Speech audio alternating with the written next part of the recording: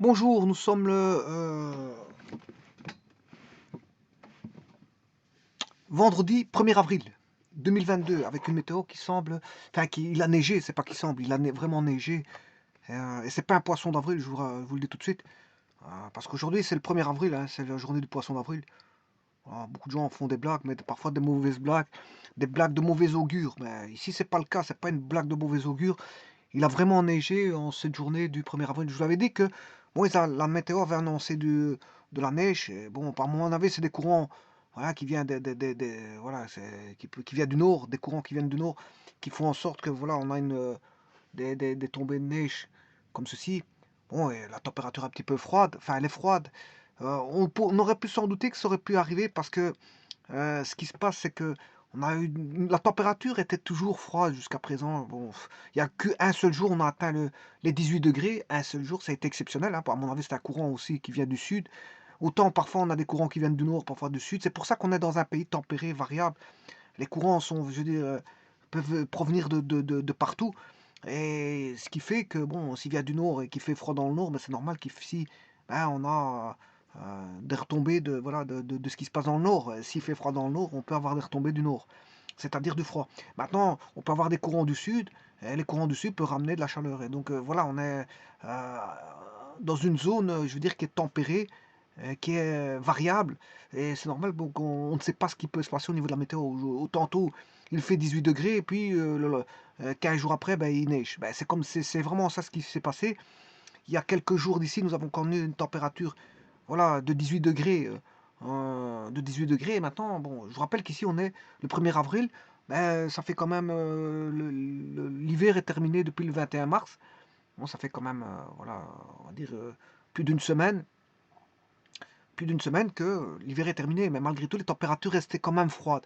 Bon, ce qu'on avait connu, c'est un ciel azuré, ça oui, mais en fait, c'est une fausse perception, parce que vous êtes dans un véhicule, vous êtes bien au chaud dans le véhicule ou dans une habitation, vous êtes au chaud, vous voyez l'extérieur, vous pensez qu'il fait chaud parce que vous avez l'impression que voilà, l'atmosphère elle est éclairée, on a des éclaircies et vous dites bon, il fait bon à l'extérieur. Mais quand vous sortez, en fait, non, c'est pas le cas. Il y avait une température un petit peu froide. Mais cette température qui est froide, ben, au fur d'être froide, ben, il suffit de rencontrer un courant du nord, et ben, ça donne ce que ça donne aujourd'hui, c'est-à-dire de la neige. On a vraiment de la neige, hein. Et donc je vous le rappelle, c'est pas un poisson d'avril, parce que bon, on peut faire des poissons d'avril le 1er avril, mais ici je fais vraiment pas un poisson d'avril parce que c'est le cas. Il neigeait. En plus de ça, on n'a pas connu de la pluie depuis longtemps. On a eu un peu de pluie hier, justement comme par hasard, de la pluie un peu hier. Et puis par après, ça a suivi en neige. Bon, j'ai toujours une pensée pour un membre de ma famille qui est décédé, donc ça je n'oublie pas. Bah, on n'oubliera jamais de toute façon, bon, ça c'est comme ça. Quand on a un décès, quelqu'un qui part, ben, on souhaite toutes les condoléances et que, je veux dire, euh, on dit toujours bon, que Dieu l'accueille dans son vaste paradis. Alors, ceci étant dit, maintenant, euh, je vais faire une vidéo qui va concerner euh, les forces électrostatiques, mais le, euh, le cas. Que vaut le cas dans une force de Coulomb? Que vaut le cas? Alors, j'ai déjà vu toutes les unités, etc. J'avais déjà expliqué tout ça, le cas. Mais maintenant, je vais vous dire que le cas. euh, combien vaut le cas exactement? Enfin, exactement, non, justement. On va l'approximer pour justement. Bon, ici, il est en valeur absolue, hein. Donc, si vous calculez en valeur absolue, là, vous avez la force en module. Vous avez le module de la force, voilà. Maintenant, si vous voulez, au niveau vectoriel, F égale K, Q fois Q sur R carré, fois un vecteur unitaire U. Alors, si je prenais un vecteur, alors un vecteur unitaire, je vous rappelle que c'est ceci. C'est O. En O, vous mettez la charge grand Q, par exemple, voilà. Et en M, vous mettez la charge petit q. Alors vous avez soit des forces d'attraction de répulsion. Alors supposons qu'on a, j'ai mis deux charges de même signe, voilà, par exemple, hein, c'est un exemple. Voilà. Donc on aura une force de répulsion comme ceci, on aura l'action égale la réaction. Donc j'aurai force de Coulomb comme ceci, et on aura l'opposé de la force de Coulomb ici. Alors si on prend le système que voici, j'isole le système là, je prends ce système là, voilà, petite charge Q, à ce moment-là, je peux définir le champ électrique. Bon, je peux définir le champ électrique qui est F sur Q. Ben, là, j'ai plus une notion, j'ai plus une notion qui est à distance, mais considérée, bien que ici on a une charge source. Hein. Q est une charge source. Alors j'isole les problèmes et on ne fait plus attention à cette fameuse distance R.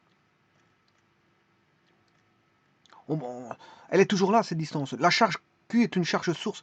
Elle met en relief la force de Coulomb sur la charge petit q. Voilà, donc en fait le Q est une source, une charge témoin, une charge d'essai. C'est une charge d'essai ou témoin. Donc, et c'est la charge source qui va mettre le fait qu'il y a un champ en M. Un champ en M. Autre chose à dire, si je mets un rayon vecteur OM, que je vais appeler, là j'appelle ce rayon vecteur R, qui est le vecteur OM, là, à ce moment-là, il faudrait que j'écrive Q fois Q sur R cube fois le rayon vecteur R. Pourquoi? Parce que vous avez R sur R. Alors R sur R, c'est le vecteur unitaire. Hein. Ça, c'est le vecteur unitaire U. Et donc, ça fait R sur R, mais comme on a déjà un R carré, ben, ça fait un R cube. R cube sur R. Alors, bien sûr, avec toujours le K, F. Donc, attention, votre vecteur unitaire, si c'est U, on aura du R carré. Mais si c'est du rayon vecteur, ici, on a du R cube. Hein. Voilà, on a du R cube. Bon, maintenant, ma vidéo ici, elle va concerner qu'est-ce qu'il faut prendre pour K comme constante, en approximation. En première approximation, vous pouvez prendre K égale à 9 fois 10 exposant 9. Voilà. Le K, ce sera ça. Donc, le K, c'est un invariant. Bon, bien sûr, on est dans le vide. Hein. On est dans le vide ici. Voilà, on est dans le vide. Pourquoi? Ou dans l'air sec. Parce que le vide ou l'air sec, c'est un petit peu la même constante diélectrique. Alors, ici, ça, c'est K. Et ce K, il vaut 1 sur 4 pi epsilon 0. Alors, là, on est bien dans le vide, ou l'air sec. Parce que si on n'avait pas l'air vide, enfin, ce n'est pas du vide ou l'air sec, là, à ce moment-là, vous devez multiplier. Bon, epsilon 0, bien sûr, il y a une unité à ça. Hein. Il y a une unité. Alors là, à ce moment-là, vous devez multiplier par une permittibilité relative du milieu. Là, il n'y a pas d'unité. C'est sans unité, ça. Voilà, il n'y a pas d'unité à ça. Et donc, vous aurez la permittivité absolue. Voilà. Et donc là, si vous devez calculer sur quelque chose qui n'est pas du vide ou de l'air sec, le milieu, s'il n'est pas du vide ou de l'air sec, vous mettrez 4pi fois l'epsilon absolu. Absolu. Voilà. Alors, ceci, bien sûr, se calcule quand on a du vide. Hein. C'est par rapport au vide. Le 9 fois 10 exposant 9, c'est quand vous êtes dans le vide ou dans l'air sec. Alors, d'où vient ce 9 fois 10 exposant 9? C'est ça que je vais vous montrer. Alors, utilisez ce 9, parce que certains utilisent 8,99, mais c'est un petit peu de la farce. Hein. Bon, ouais, on est un peu plus précis, mais voilà. D'ailleurs, c'est même pas 8,99. Voilà, mais je vois parfois certains mettent 8,99. Mais c'est une farce parce que je vais vous dire pourquoi c'est une farce. Parce que si on veut être précis, c'est même pas 8,99. Hein, voilà.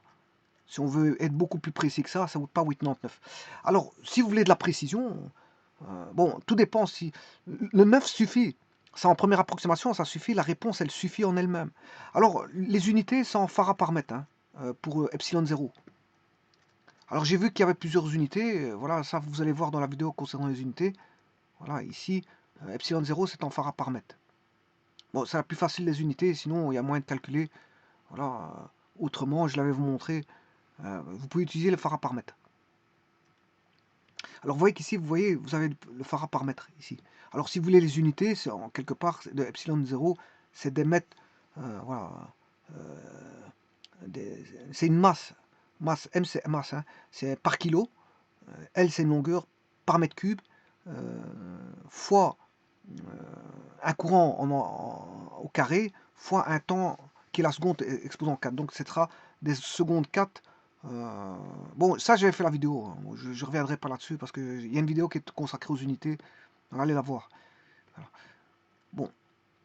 Alors moi ce que je voulais vous montrer ici c'est le 8,99. Pourquoi certains utilisent 8,99 alors que bon, 9 suffit. 9 suffit, 8,99 ça vaut pas la peine de l'utiliser parce que c'est déjà même pas encore précis ça. Qu'on prenne 9 ou 8,99 c'est pas précis. Mais 8,99 c'est une première approximation qui permet de vous calculer facilement sans... Alors ceci est un invariant si vous êtes dans le vide, hein. C'est valable si vous êtes dans le vide ou dans l'air sec. C'est un invariant. Donc vous aurez toujours ce fameux 8,99 fois 10 exposant 9 bien sûr. Et j'ai oublié l'exposant. Oui, j'ai oublié l'exposant, 10 exposant 9. Et voilà, donc c'est 8, l'invariant, en place de le calculer avec 8,99, je vais calculer avec 9. Voilà. Alors je vais montrer pourquoi 9 en première approximation. Voilà, ici je vais mettre...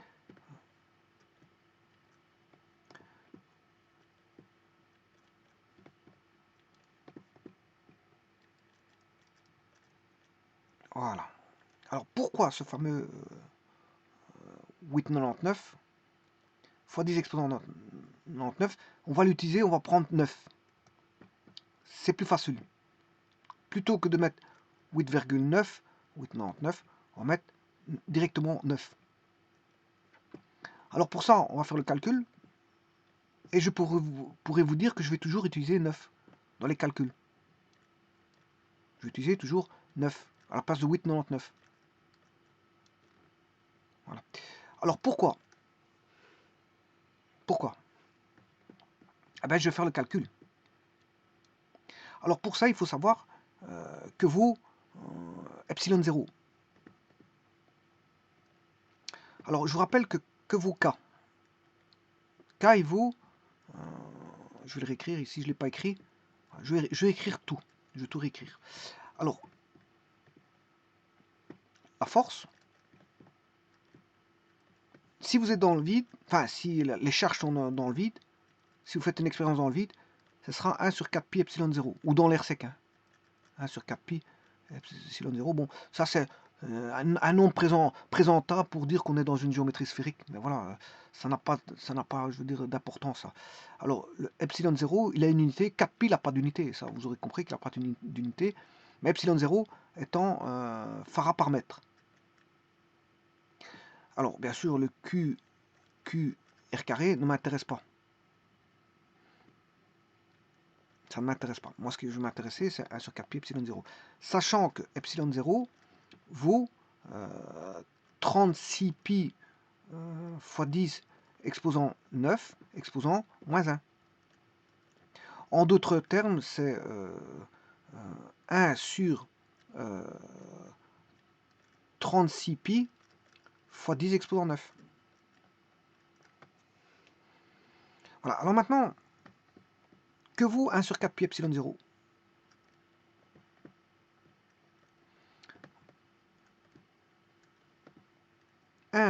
Sur 4 pi fois epsilon 0, ça c'est la constante K, est égal à 1 sur 4 pi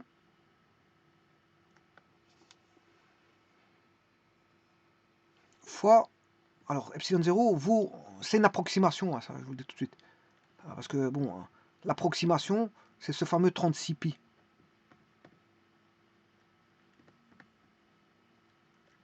Alors c'est une approximation, là à ce moment-là l'approximation c'est 1 sur 36 pi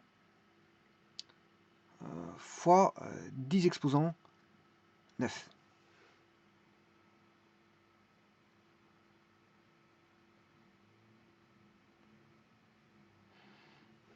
Alors cette approximation, bien sûr, c'est égal à environ 4 pi sur 36 pi on aura un neuvième, 1 sur 1 neuvième fois 10 exposant 9. Donc ça fait environ le cas quand on est dans le vide, enfin quand les charges sont dans le vide, ou dans l'air sec, on aura 9 fois 10 exposant 9. Bon, vous devez prendre ça. Maintenant, si vous le calculez avec de la précision, là, à ce moment-là, il faut aller rechercher voilà, l'epsilon 0 ici.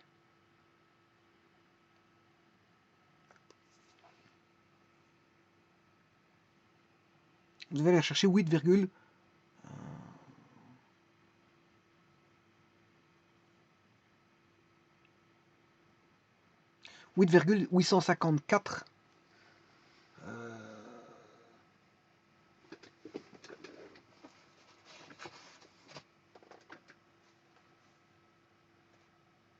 vous l'avez, hein, 1,854, 187, 82, 10 exposant moins 12. Ça, c'est epsilon 0.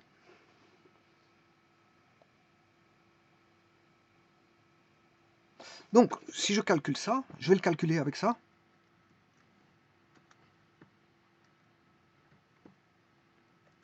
Avec l'approximation qui est donnée là. Hein. K égale donc 1 sur 4 pi epsilon 0. C'est toujours une approximation, hein, parce que l'epsilon 0, là, il est donné avec une certaine précision. Donc, on aura toujours une imprécision. Voilà, donc ici, regardez bien, le epsilon 0. Alors, on sait calculer, on a ce qu'on appelle la permittivité du vide voilà, en électrostatique et la perméabilité magnétique dans le vide, mu0. Il existe epsilon 0 et mu0. Voilà, il y en a un, c'est pour les champs magnétiques et l'autre, c'est pour les champs électrostatiques. Donc, vous avez deux constantes, là, ces deux constantes-là, et si vous multipliez epsilon 0 fois mu0, alors, je vous rappelle, en gros, la permittivité, c'est la possibilité, je veux dire, que le champ magnétique puisse s'insérer dans un milieu. C'est la facilité avec laquelle la faculté, facilité ou difficulté avec laquelle, on va dire, le champ électrique peut voilà, passer dans un milieu. Bah, ici, la perméabilité magnétique, c'est un peu la même chose. Hein. C'est suivant les matériaux que vous avez. Il y a des matériaux, voire des environnements qui les moins passés ou d'autres plus passés du champ magnétique. C'est un petit peu ça. Et donc, la perméabilité, justement, et la permittivité, voilà, du vide, c'est un petit peu ça. Mais là, on est dans le vide, c'est juste du vide. Hein. C'est la permittivité d'un environnement qui est le vide. Et donc, voilà, donc, comment les lignes de champ passent dans le vide, ben voilà, c'est donné un petit peu par le fameux epsilon 0. Mais si vous faites epsilon 0 fois mu 0, voilà, et que vous faites la racine carrée, vous en prenez l'inverse, ça fait justement la vitesse de l'onde électromagnétique. Hein. Voilà. Ça fait la vitesse de l'onde électromagnétique. Et donc, on peut calculer epsilon 0 par 1 sur l'inverse de c carré, qui est connu. Hein. Alors, ils ont pris le c dans le système international d'unité, on définit le mètre en imposant c égale 299 792 458 mètres par seconde. Voilà, ça c'est la vitesse de l'onde. L'ampère, en 2019, on imposait mu0 égale 4 pi fois 10-7 kg mètre ampère carré par ampère carré par seconde carré. Voilà. Et donc là, on peut, bien sûr, la charge électrique, c'est 1,0602 576 634 fois 10 exponent moins 19 ampères seconde. Voilà, qui sont des coulombs. Hein. Les ampères seconde, c'est des coulombs. Cette valeur de la perméabilité magnétique du vide n'est plus donnée qu'avec une incertitude type relative de 1,5 fois 10 exposant moins 10. Voilà, bon, c'est bon, hein, une incertitude de 10 moins 10, c'est bon. La constante diélectrique reste définie par epsilon. Voilà, ici, on est bien en 10 moins 10. 3, 6, 9, 10. Ouais, on a bien 10 valeurs derrière. La décimale. On a bien un 10 moins 10. Donc, je vais utiliser ça.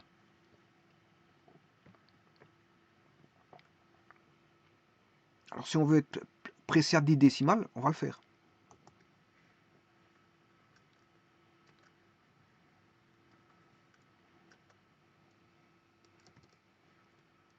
Il faut que j'aille chercher le nom pour faire le calcul.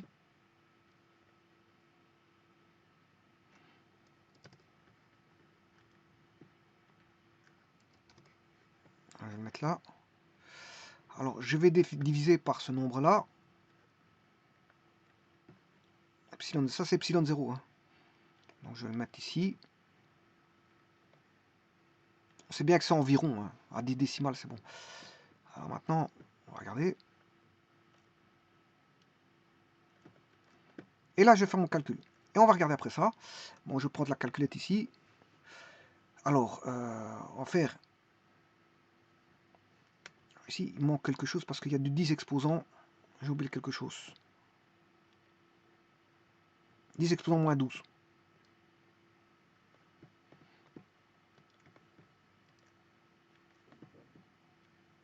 10 exposants moins 12.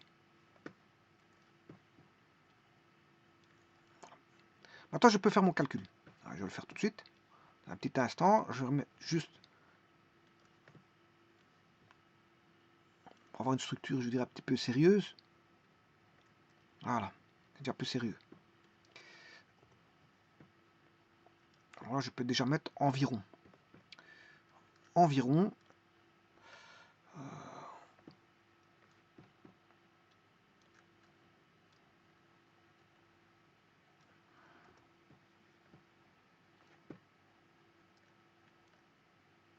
Normalement, l'égal, il doit être entre la barre de fraction. Hein. C'est juste ça que j'essaie de faire, voilà. Comme ceci. Alors, environ. Et là, je fais mon calcul. Alors, je prends la machine à calculer ici. Windows. Alors, je vais faire... Alors, le 10 moins... Pour avoir facile, je vais faire repasser le 10 moins 12 au-dessus. Le 10 moins 12, il va devenir 10 exposants 12. Voilà. Donc, je vais avoir... Mon calcul va être le suivant. 10 exposants 12 sur la suite. Sur ceci. Je vais faire la division comme ceci.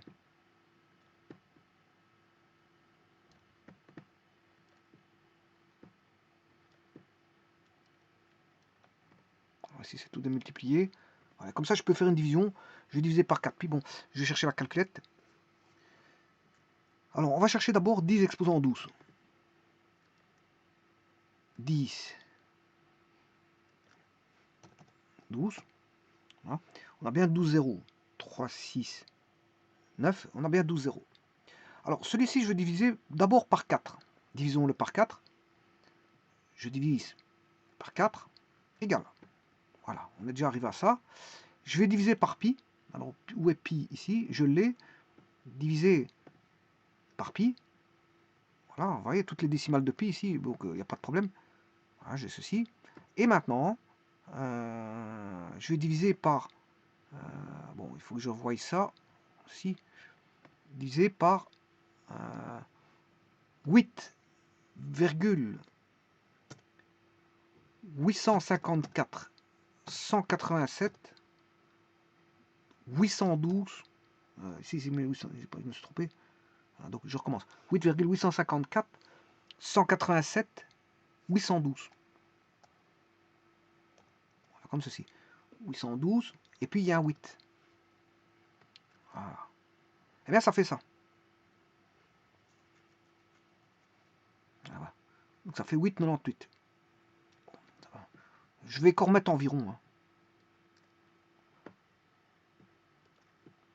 Je vais mettre environ. Environ égal.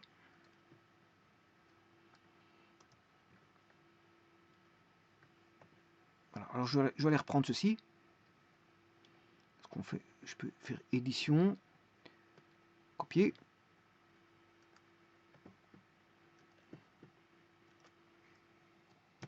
Voilà. Voilà le nombre. Alors maintenant, je vais lui mettre une puissance. Alors la virgule, elle est là. Hein.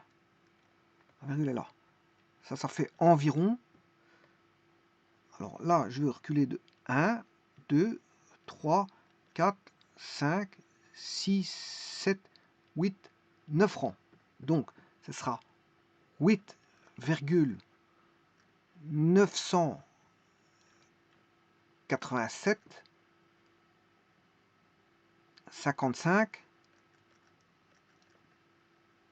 Voilà, je m'arrête à ça. Donc je m'arrête à 1, 2, 3, 4 décimales, 5 décimales, fois 10 exposants.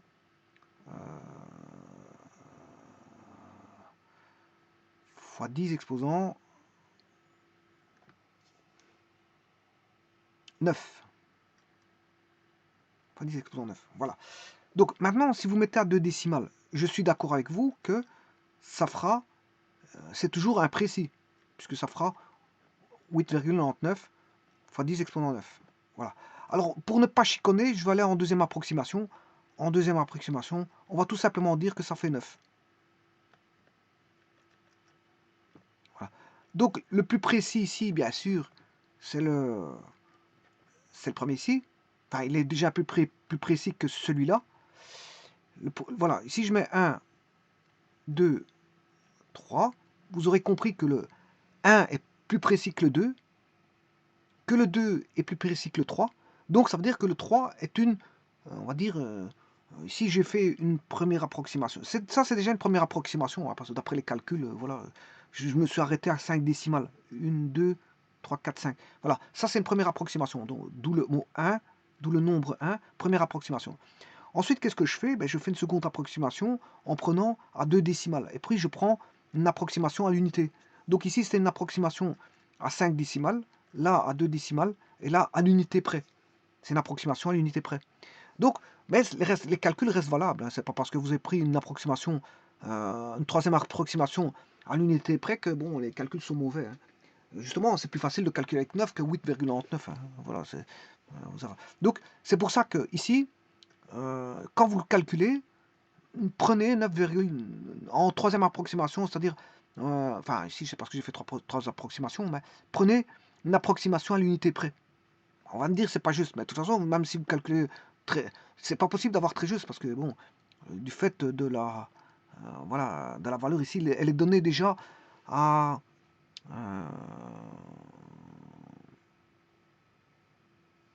elle est donnée à 10 décimales.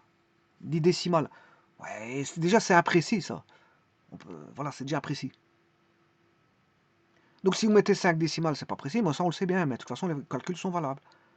Donc si vous approximez à l'unité près, on peut dire que 9 fois 10, 9 fois 10 exposant 9 est bon.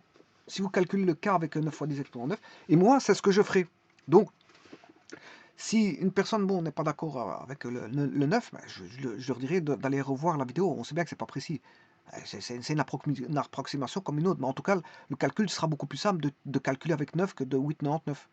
Voilà, comme ça, j'ai une approximation à l'unité près. Donc ce sera, je le dirais, une approximation à l'unité près. Et donc, le 9 fois 10 exposant 9 peut être utilisé sans aucun problème. Sans aucun problème. Attends, si quelqu'un veut être précis, ben, il peut aller, voilà, il doit prendre le plus de décimales possible. Mais là, à ce moment-là, bon, il va trimballer d'innombrables, voilà, d'innombrables, comment on appelle ça, décimales derrière. Hein. Voilà, il va trimballer. Vous voyez, ici, toutes les décimales que vous avez, bon, vous voulez trimballer ça, il n'y a pas de problème. Il n'y a pas de problème. Bon, il faut savoir l'écrire, il faut avoir de l'espace pour l'écrire, c'est tout. Je vous remercie.